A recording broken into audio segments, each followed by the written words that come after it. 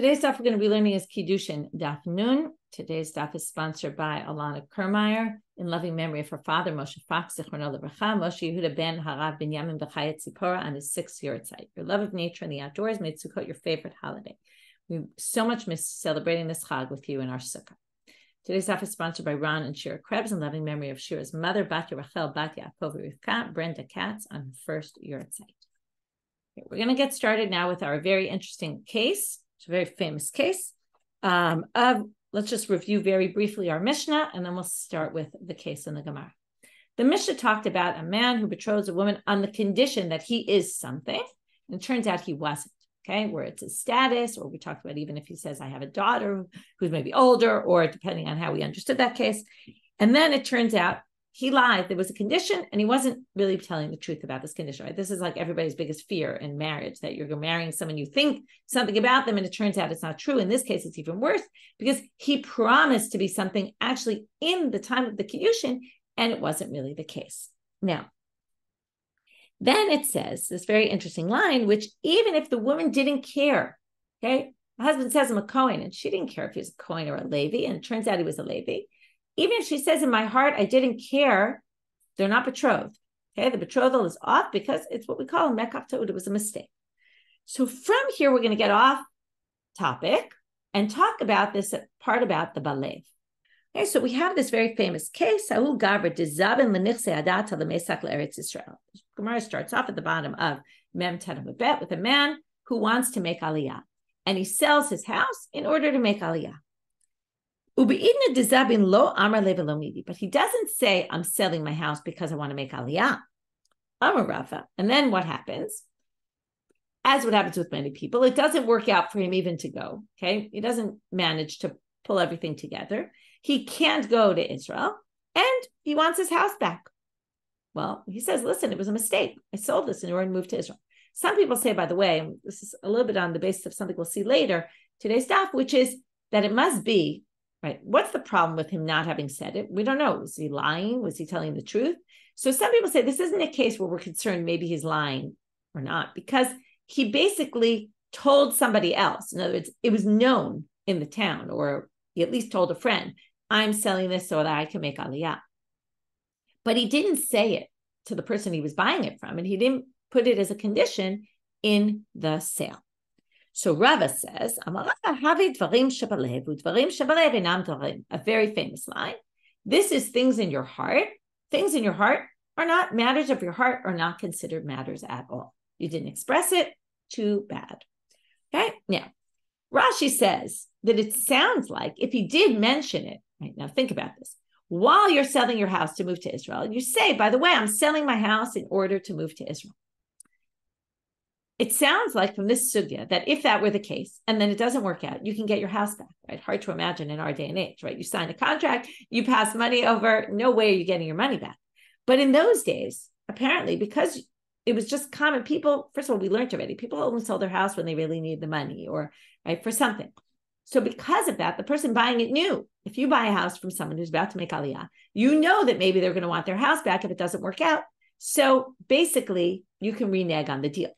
And then Tosfot says, this sounds very weird. How can you possibly renege? Now, why does he say it sounds strange? Because there's something we're going to learn about later in our Masechet, and that's why I want to bring it up now.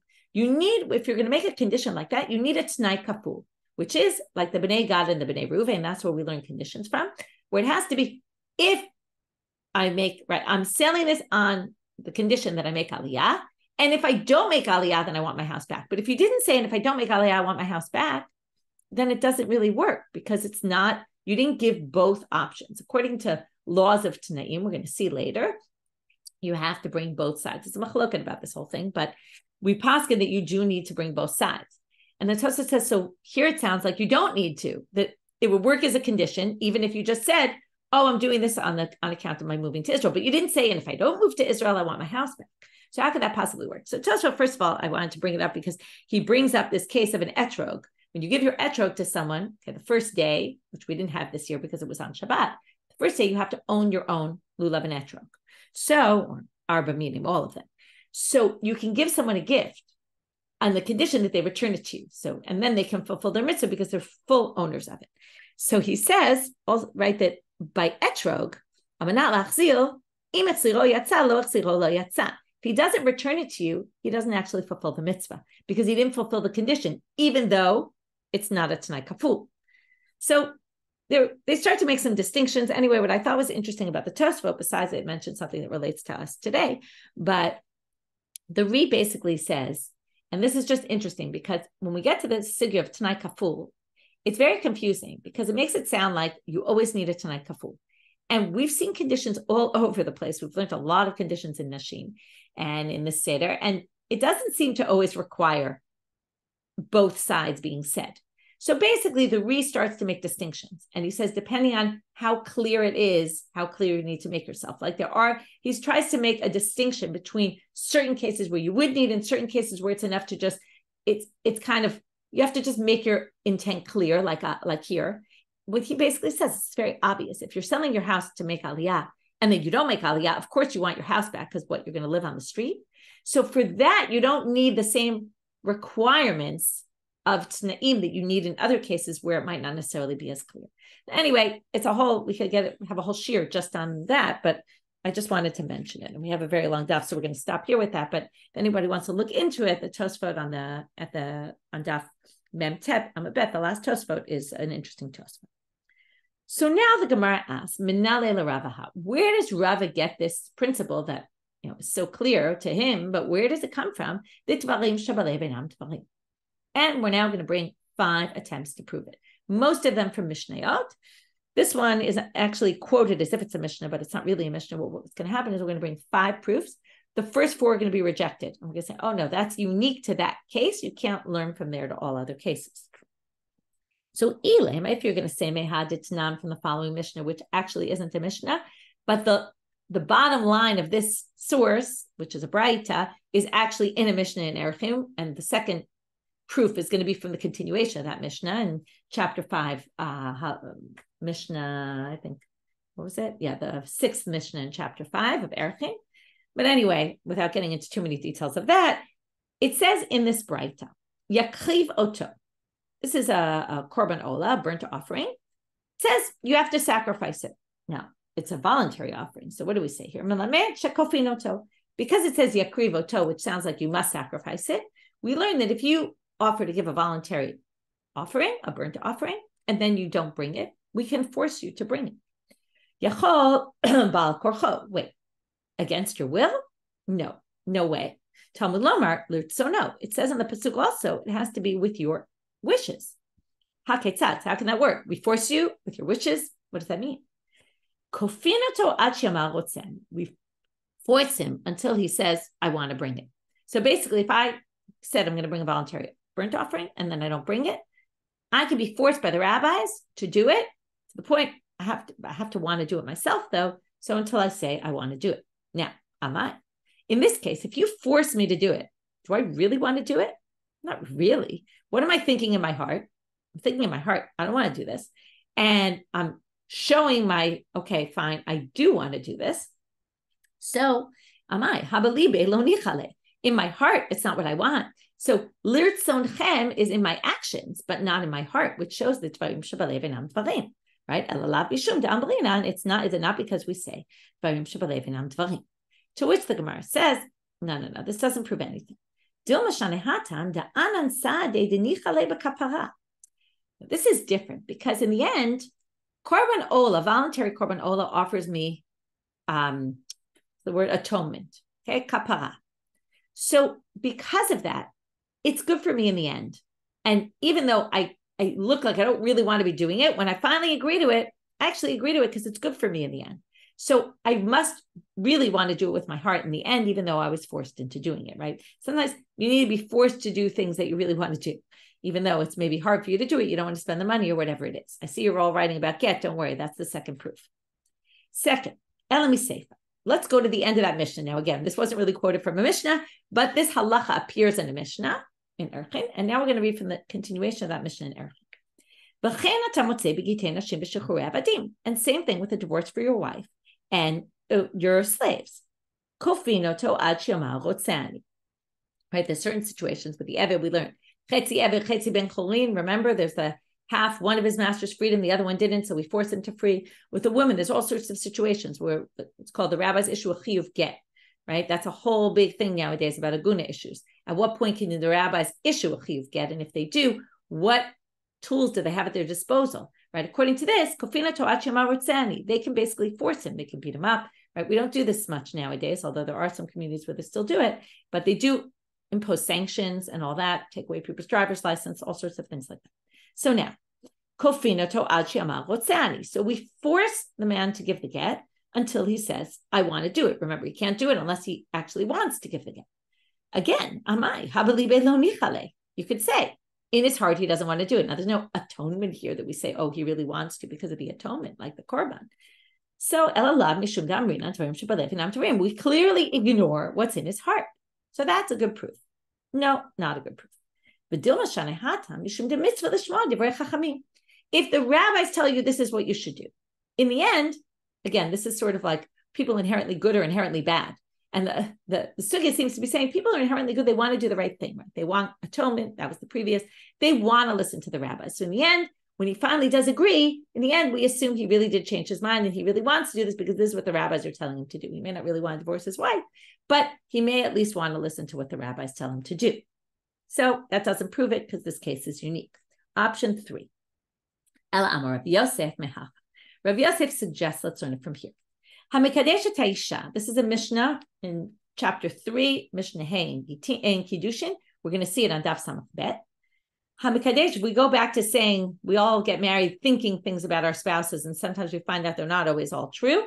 Right? Hopefully not too many of them, and hopefully not too important, but it does happen. So here, Hamikadesh Taisha va'amal, as opposed to our Mishnah, where the husband said, I'm betrothing you on the condition that I am like this. Okay, in this case, it's very different. He marries a woman and he thinks, okay, we're betrothed her. Amar kasavu hayeti she kohenet. Now, she never said I'm a kohenet. He just thought that she came from a family of kohanim. I don't know why he got confused about that, but he thought so. And then he finds out after the betrothal that she's a Levite. Liviyav say kuna, or the reverse, or aniyava harehi ashira. He thought she was poor, and then he found out she was wealthy, or ashira harehi aniyah. He thought she was wealthy, and it turned out she was poor. Now, mikudeshet, he can't claim this was a mistake because why? Mipnesha lo hita'ato. She didn't deceive him.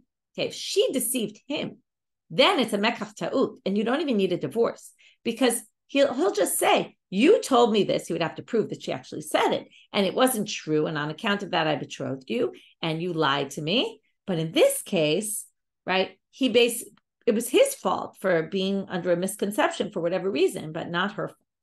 Now, if we're going to say this betrothal was good, even though he thought something that wasn't true, now go back to your thoughts. Hakamar kasavu hayiti, right? He said, I thought this. This is what he thought when he did the sale, right? The acquiring. So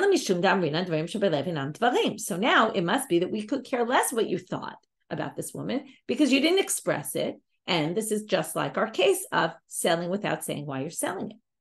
But Raba and Abaye, no.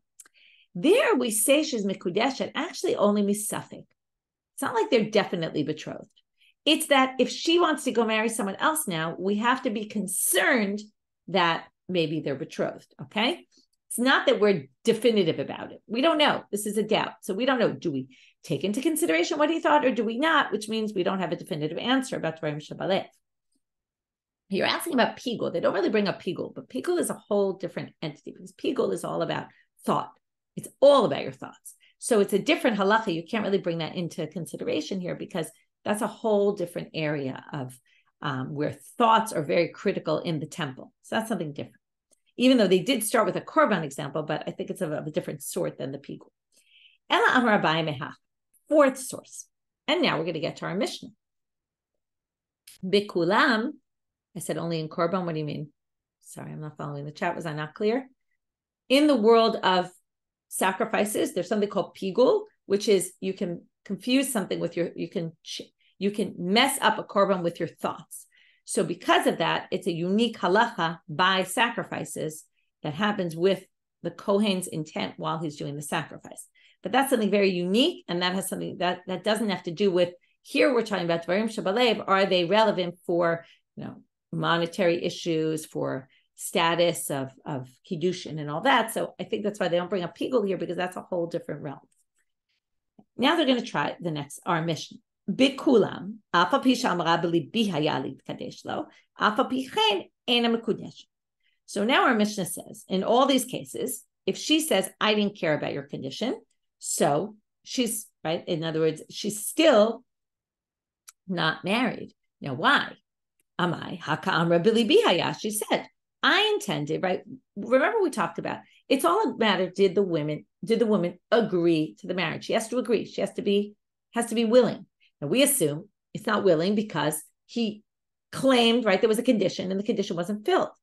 So if she doesn't care about the condition, then it should work, right? But that's all in her heart. She didn't care about the condition. So what do you see? It sounds like things in her heart are irrelevant. To which they say no.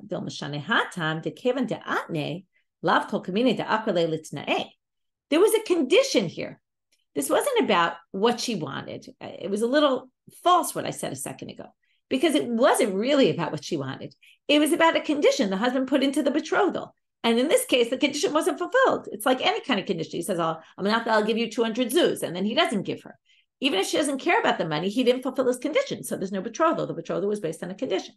And you could say also, if she really didn't care, when he made the condition, she should have said, I'll betroth you anyway, even without the condition. I'll be betrothed to you. So the fact that this Mishnah doesn't actually prove what we thought the Mishnah was going to prove, right? We thought that we got to this whole thing of Dvarim Shabalev because of our Mishnah, which we actually did. The reason why this is quoted here is because the fourth proof is from our Mishnah. But it doesn't work as a proof. And now we're going to get finally to the last one where we will finally prove this. Ela amar Rav Chia bar Avi. Uvda havi be Rav Chisda be Rav Huna. There was a situation happened in front of Rav Chisda. It was brought in front of Rav Chisda. He didn't know what to do. He brought it in front of Rav Huna. Upashtu ameha. And they learned it from here. Haomer l'shlucho. Okay, there was a case where someone, possibly it was like this. Someone sold with the intent to move to Israel, and then they didn't. And then he proved it from a Mishnah in Meila. Misuse of consecrated property. Haomer l'shlucho. Haveli min hachalon o min hadluskima. You told the shaliach to go get money from the windowsill or from a basket. Now, there were 2 piles of money in the windowsill or on the basket, but you didn't remember there were 2. So you told the shaliach. Now, let's review laws of Meila. What does it mean? Misuse of consecrated property. If I sent a shaliach to do it for me, I actually am responsible. We learned this, right? Shlucho shel adam kemoto, even though in shlech l'dvar ve'ara Meila there is. So basically, I'm liable. If you did exactly what I said, I sent you to take care of something, and there was misuse of consecrated money. If I didn't know about it and you didn't know about it, it's Meila and it's on me. But in this case, it's a little bit tricky because you did what I told you, which is you took the money from the windowsill. But my intent was not for that money. It was for the other bag of money that was there. And I didn't remember that there were 2 things of money there, 2 piles. So now let's read it inside. So I said, bring me from the chalon, the windowsill, or the duluskima, which is a basket. Vehivilo, and the shaliach brought. Afa pisha amal balabayit lo haya b'libi ela al zeh. Even though the balabayit said, I didn't mean that, right? What happened is the shaliach went and bought something with it that I told him to buy or something like that. Even though the balabayit said, that wasn't what I meant the other pile. In other words, you did what I said, you took it from the window, but I didn't mean that one on the window. I meant the other one on the window. Doesn't matter. It's on the balabayit because the shaliach really did what he was told. It was just that when I told you to do this, right, I wasn't clear about what I wanted. And even though in my heart, that was what I wanted, it doesn't matter because I didn't express it. So what do you learn from here, right? Amai, hakarma bili bi, but it wasn't really what I wanted. So you should be moel. It should be on you because you didn't do what I wanted. It must be because we say Dvarim Shabalev Inam Tvarim. Now again, we're going to try to reject this, but this time we're not going to accept the rejection. Okay, we're going to have 2 stages. One, we're going to, you'll see as we go. Now I mentioned this before, that in the case of the moving to Israel, we assume that there's facts on the ground that I really wanted to move to Israel. It's just I didn't mention it in the sale. And we're not worried that I'm lying.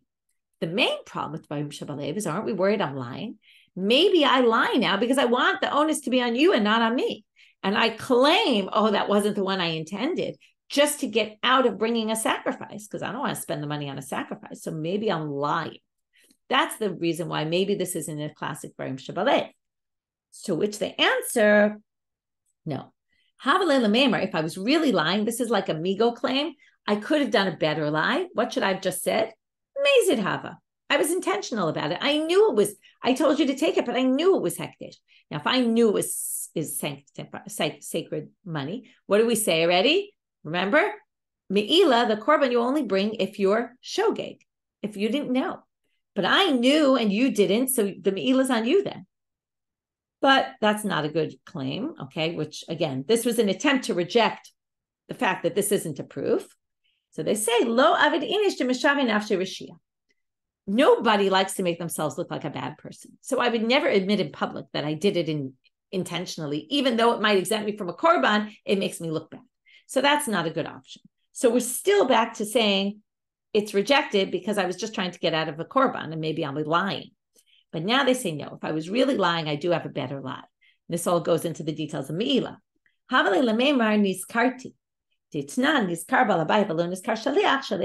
We saw this also. If I say, oh, wait, I told you to get it from the window. At that point, I didn't know. But then I remembered, but then you went after I remember before I got to tell you, and you took it. Then the Meila is on you, not on me. And since I didn't say that, which was a better lie, that, oh, I remember by the time you did it, then it must be that really we're exempting me because and we finally have a proof. Okay, before we get to the next Mishnah, today's going to be a day we're going to have a lot of Mishnayot. We're going to have two more variations of this case of someone selling their property, and each one's going to have a psak halacha, one of Rava, one of Rav Ashi, but there's going to be a little bit of a debate about who said what, okay? Or I'm sorry, not who said what, about what each one of them said in each case, okay? Now, the first case is going to have Rava ruling, but there's going to be two versions of what he said, and the second case is going to have Rav Ashi ruling, two versions of what he said. So, Au Gavra Dizavin Lenichse Adata Lemesak La'aret Yisrael. These are actual cases that happened. Somebody sold their property in order to make aliyah. Salik, he actually went on aliyah. Velo itadarle. But unfortunately, this happens to lots of people. They come in aliyah. He tried it for a little while. It didn't work. He goes back home. Now he wants his land back. He says, look, I didn't have a successful aliyah. I made aliyah, but it wasn't very successful. Now I'm back. I want my land back. I'm a Rava. Called the Salik, Adata the Meidarhu. Vahat lo itadarle. Rava said, you can get your land back because what does it mean to make aliyah? It means to go and to live there for the long term. Didn't work out for you, so now you can get your land back. Now, in this case, by the way, it's very clear he sold it on the condition that he was making aliyah. It was part of the deal. He said, I'm selling my land because I'm making aliyah, which made it clear that if I don't make aliyah, I'm going to get my land back. Now, in this case, he did, but he came back. Well, that's also not called making aliyah. But Ika Amre, some people say that Rava said the exact opposite. Adata lemesak v'hasalikle. He said it, I'm going to make aliyah, and he actually did make aliyah. The fact that it didn't work out and he had to come home, that's a separate thing. But he actually technically did it not to go right on the condition to go to Israel, and he actually went to Israel. The fact that he came back home is irrelevant, and he can't get his land back. So debate about which one he actually said. Next case. Again, he stipulated, I'm going to make aliyah. Lissof lo salik. In the end, he doesn't go. So the symbol, you would think he gets his land back, which is what Rav Ashi says, but he says it in two different languages, according to, right, and then there's a debate about how exactly he said it, and then we're going to see what's the difference between the two. I'm Rav Ashi, ibai salik. If he wanted to, he could have. So he didn't, so therefore, he doesn't, it's his fault for not going. So he doesn't actually get his land back. Ikadamre, ibai lo salik. He said it kind of as a rhetorical. If he wanted to, right? If he wanted to, wouldn't he have gone up? So basically, it's his fault. Okay. In other words, it was all in his control that he could have done it. If he didn't do it, well, that's his problem. So my benayu. So they say the second language is more like, isn't it not his fault? So, and I'm sorry, is it not that he didn't go up his fault? So therefore, they say harehu b'makom. I'm sorry, I just skipped the line. My benayu ika benayu deit yadlid unsa ba'orcha. If all of a sudden there were terrible robbers on the way, Rashi says, or something, and there was a reason he couldn't make it to Israel that was beyond his control, Then the second language of Rav Ashi would imply, because it says it rhetorically, what if he wanted to, would he not have gone up? And the answer is yeah. In other words, he couldn't. It was beyond his control. So if Rav Ashi said it in that language, then actually, if it was beyond his control, then he actually would get his land back. Okay, so this is also a different kind of psak about that. Even though you stipulated it, if it was your fault you didn't make aliyah, then basically you're not going to be able to get your land back. Okay, new Mishna. Someone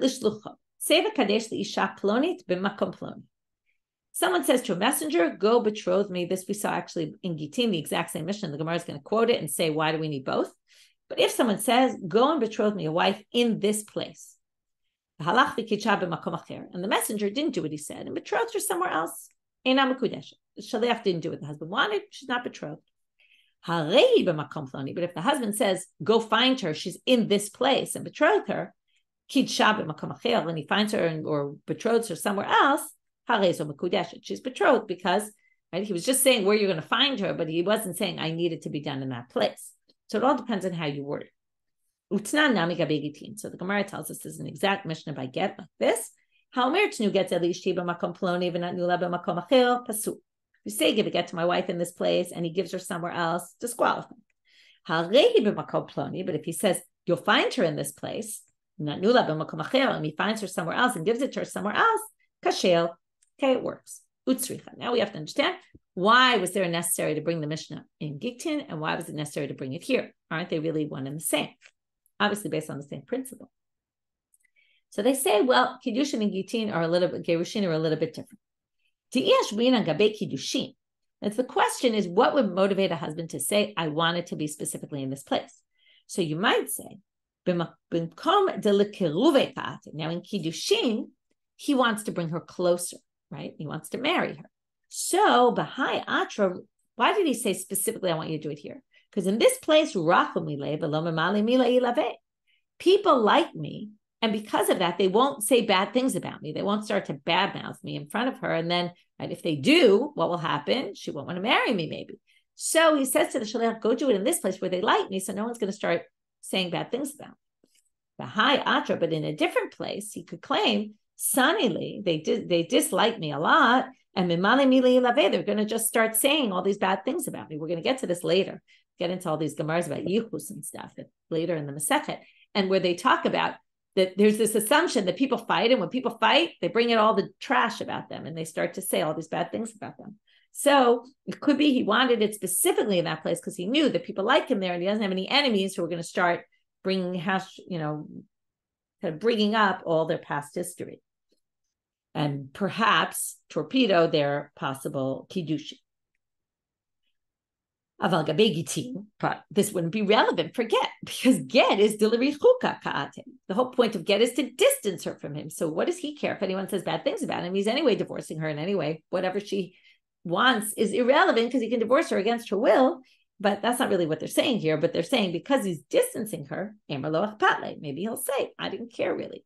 So because you might think it doesn't matter then in Gittin, the same principle wouldn't apply, well, then you might think that in Gittin, he should be divorced anyway. And that's why you need to say it by get. Now let's do the reverse. Now we're going to bring proof, right? The opposite logic, that maybe by get, it's more likely that it wouldn't work. And Kiddushin, it would. Why? Because it's a little embarrassing to get divorced, and maybe he doesn't want people to know that he's getting divorced. Maybe he doesn't care in this place. He's comfortable with the people, and he doesn't feel like it's going to be embarrassing that people are going to hear he's getting divorced. But maybe in the place the shaliach chose to do it, maybe he didn't want it to be done there because he was worried people would humiliate, it would be embarrassing to him. But you might say Kiddushin is a nice thing. It's not embarrassing, humiliating in any way. And therefore, maybe, he didn't care. And that's why you needed them to say it in both cases. If he was very specific about where he wanted it to be, then you have to do it in that place. If you don't, it's not Kiddushin. New Mishnah. This we learned in Ketubot also. The Mishnah appears explicitly word for word there. He betroths a woman on the condition that she doesn't have any vows on her. And And then it turns out, right? Remember, we talked about this, that men don't like women that have all these vows upon them, these commitments.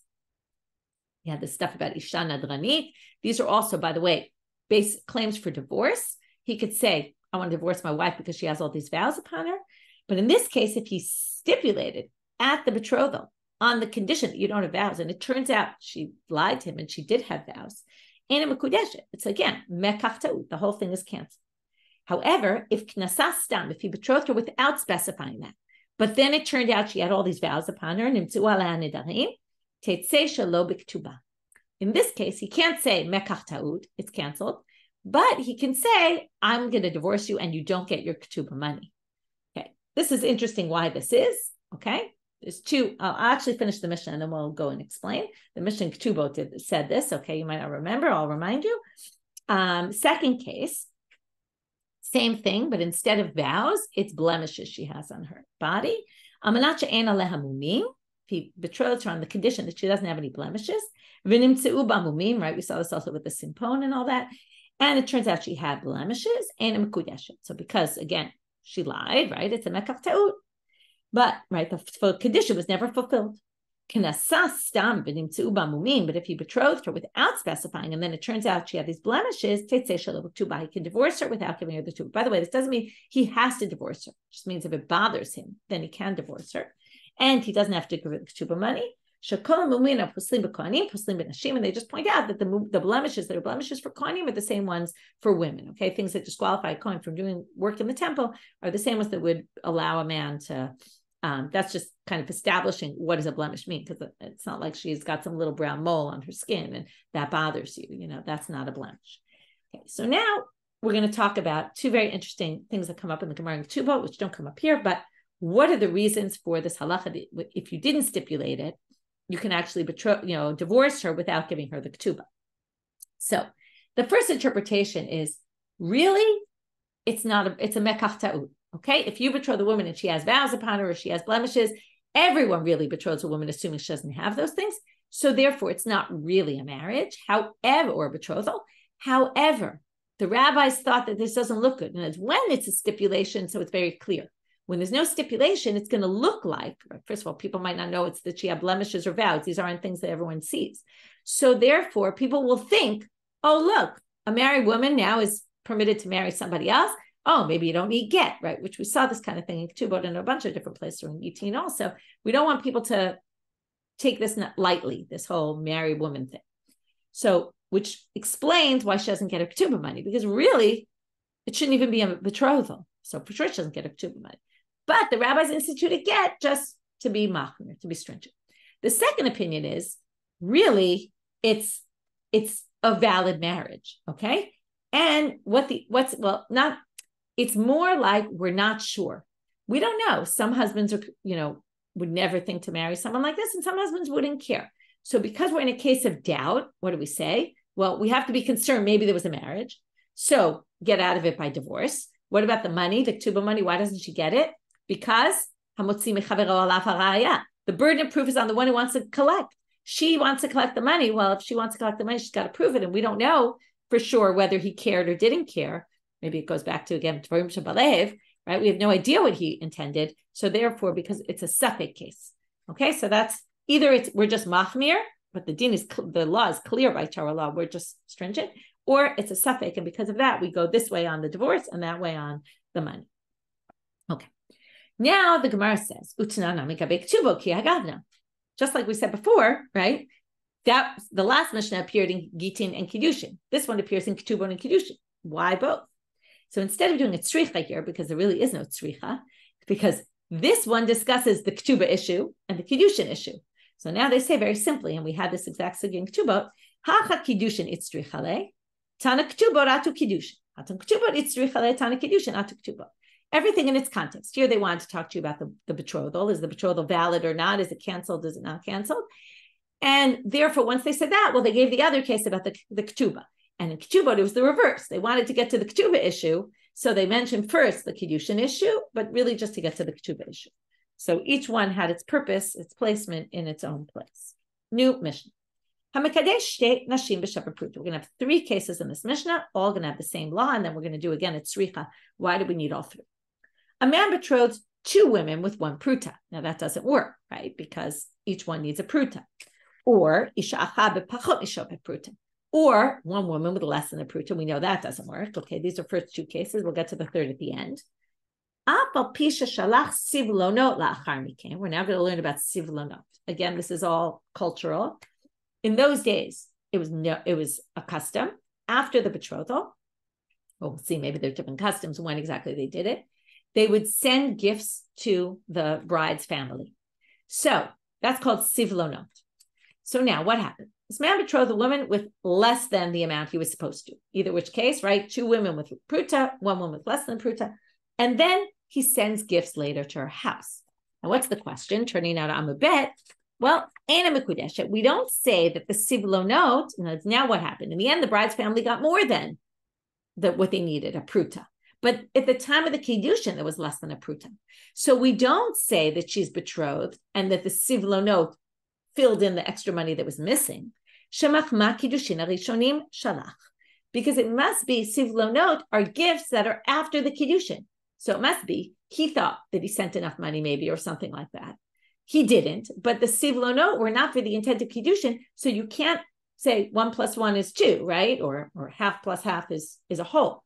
It doesn't work that way because the sovlonot can't get added into the Kiddushin because sovlonot in general come after Kiddushin.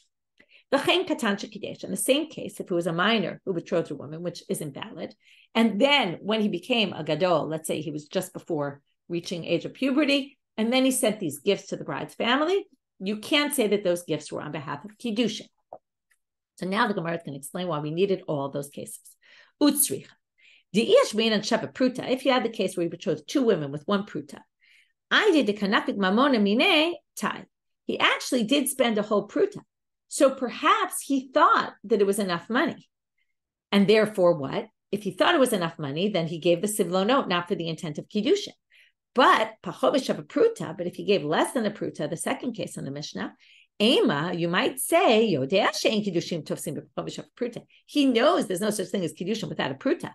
And therefore, sovlonot, again, a question of intent, when he sent the sovlonot, adata the Kiddushin kamashader. When he didn't give a pruta in the beginning, maybe it's clear then that the sovlonot are filling in the extra money and it's meant for Kiddushin purposes. But that's why the Mishna has to tell you, no, you can't say that. And what if you have both those cases? Why did you need the third about the minor? You might say, what's the case in the pruta and the shava pruta? Even though you know that you need a shava pruta, but maybe people aren't clear about what is valued. Right? We don't all know the value of items, right? So therefore, maybe they weren't sure whether. Maybe he thought it was a pruta, and he thought with the 2 women it was 2 pruto, but he didn't realize. He got confused in terms of the value.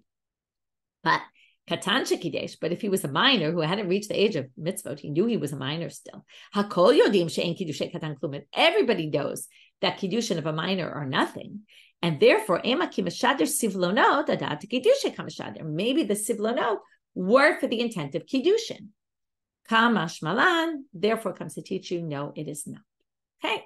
So now that we've talked about sovlonot. This was a case where there was Kiddushin, that was an invalid Kiddushin, and then sovlonot. We can't say that the sovlonot were coming to fix the Kiddushin.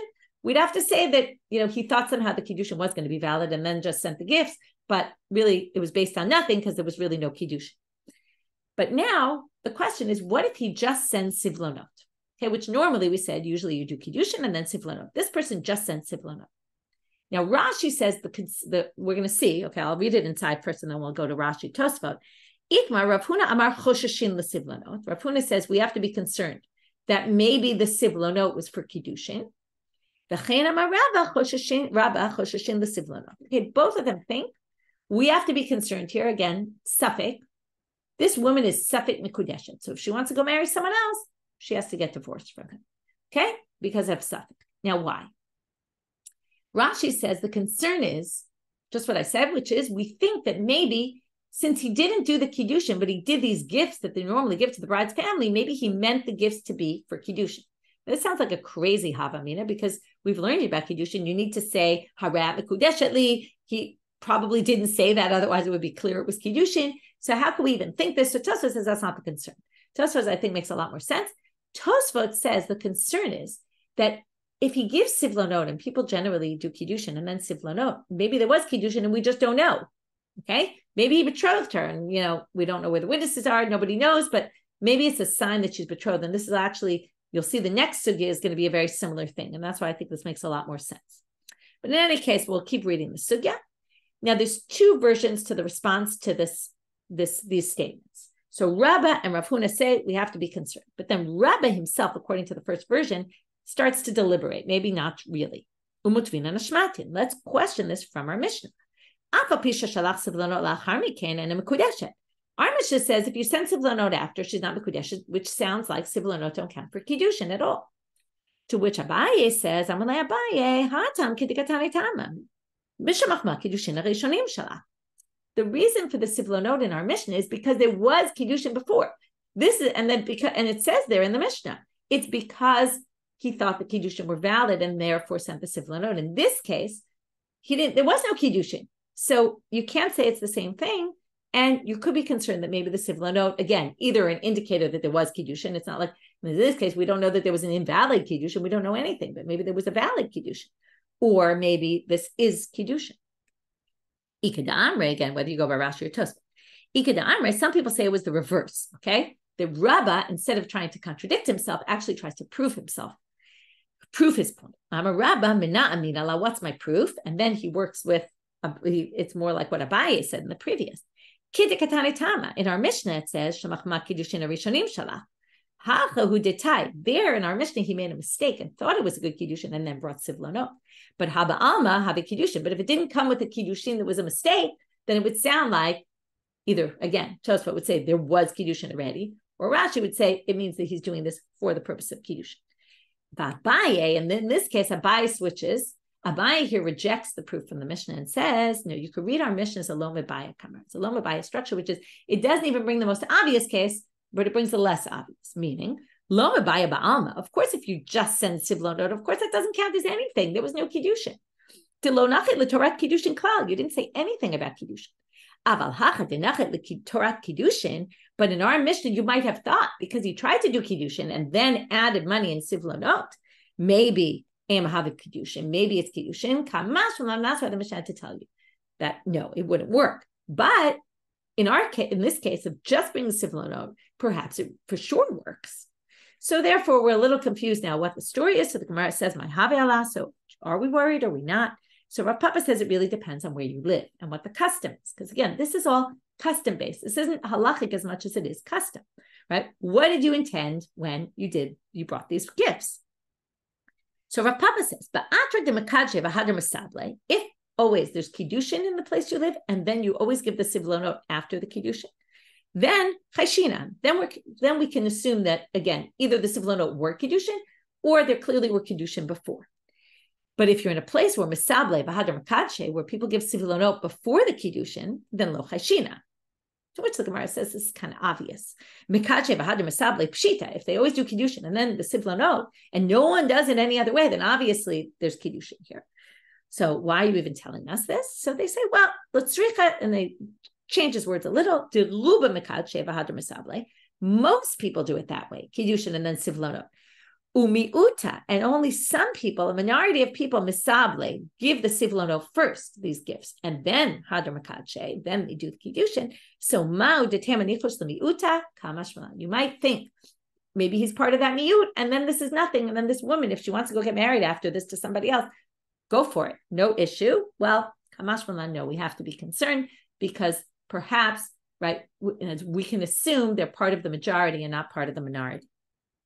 And this is where I say there's a very similar question to the way Tosfot understood the previous. You find a ketuba in the shuk with my name on it. And you don't know that I'm married at all or betrothed. Can you assume I'm betrothed to someone and we just don't know about it? Do I have to, let's say I want to go marry somebody else. So, we found a ketuba in your name, must be yours. You must be betrothed. You got to get out of that marriage first. So Amarle, Mifne, so they ask, what's the situation? Amarle, so he answers back. Okay, this was, right, Rava answers back. Just because it's the ketuba with my name in it, first of all, if it's in the shuk, why isn't it in my possession? And second of all, well, it's very possible the husband wrote it, intended to betroth me and just didn't yet. So again, why is this similar to the previous, right? Is sovlonot an indicator, according to Tosfot, that I was already betrothed? Is a ketuba an indicator that I was already betrothed? Because again, this is all based on custom. If this is how it worked, right? This is what people did, and they did it in this order, then we can assume they do it always. The ketuba is written after the betrothal, then it would be obvious that I must be betrothed. So first they say, right, Rava says, just because we found a ketuba with her name, we're going to assume she's an Eish Hadish. That seems pretty strict. My haviyah. So what's the story? What's the halacha? Rav Ashi. Rav Ashi says, again, just like Rav Papa said in the previous,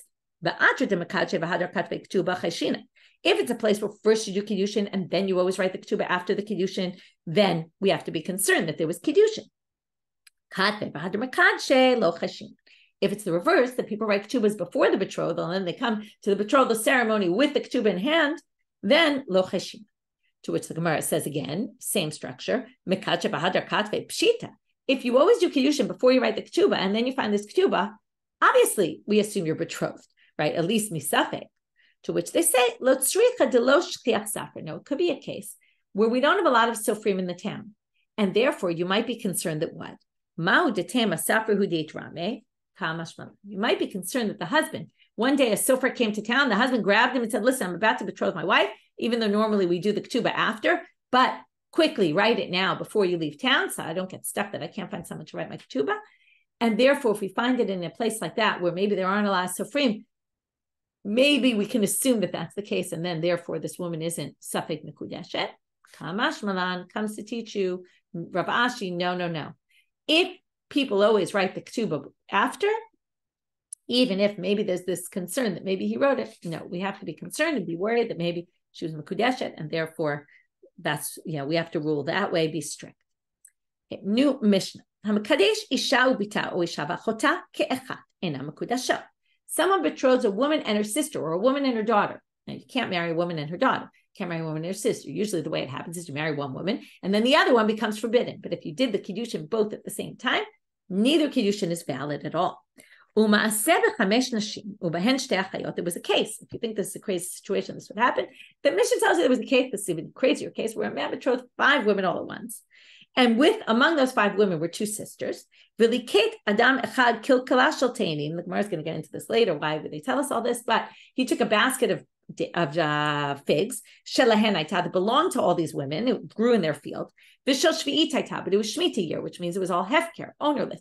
So he took ownership of it, took it, gave it to these women. Said, you're all betrothed to me with this basket. One took it on behalf of all of them, which you can do.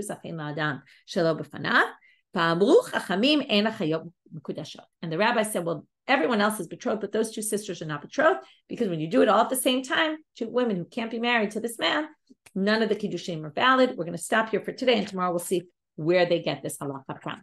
Okay, so quick review. I know it's late. It's a very long daf. We started with these cases of people who sold their house intending to make aliyah. We have 3 different scenarios we talked about. After the first one, we said Varim Shabalev and Am Tvarim. We don't care matters in the heart. They weren't stipulated, right? The other 2 cases he actually did stipulate. And we tried to bring proofs. How do we know this? We brought 5 different proofs. Only the last one worked. And one of them was from our Mishna, but that didn't work.